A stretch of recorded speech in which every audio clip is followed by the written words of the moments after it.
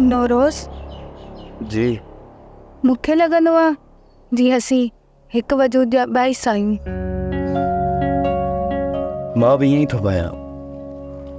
फिज़ा तुंहिंजे प्यार जी खुशबू ही निराली आहे। प्यार त प्यार ई हूंदो आहे, पर फिज़ा पंहिंजे प्यार जी सुराण आम प्यार वारी ना आहे।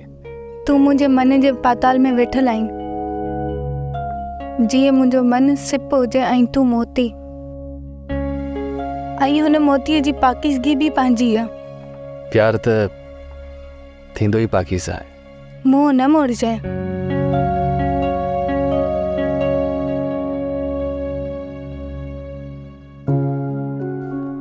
फिज़ा ही धरती उथली पवे या आसमान लर्ज़ी पवे, तुंहिंजो ई मुंहिंजो प्यार न छॾणो आहे न छॾंदो। मां यतीम आहियां नौरोज़। प्लीज़ फिज़ा ईअं चई मुंहिंजे दिलि में झीर न ॾे। मूं हक़ीक़त बयानु कई आहे। बाबा खे त मूं ॾिठो ई कोन हुयो।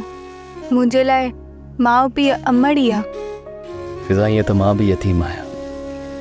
माउ त मां भी नाहे ॾिठी।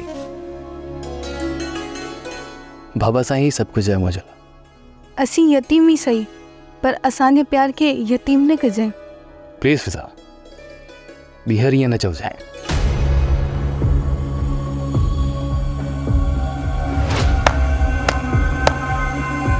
वाह वाह, माइट ख़ुशि त असांजा ॿार यूनिवर्सिटी में पढ़ण विया।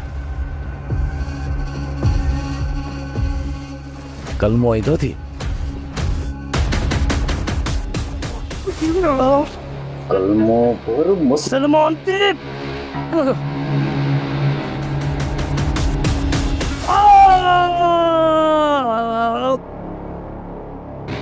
हिनजी या मजाल। छॾ नौरेज़, यूनिवर्सिटी हल नहीं था। नौरेज़ हल।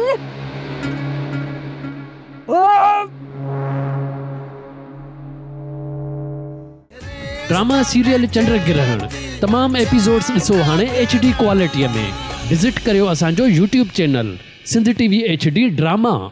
सब्सक्राइब कयो असांजो official YouTube channel Sindh TV HD drama ऐं वधीक अपडेट लाइ बेल आइकन खे क्लिक करियो।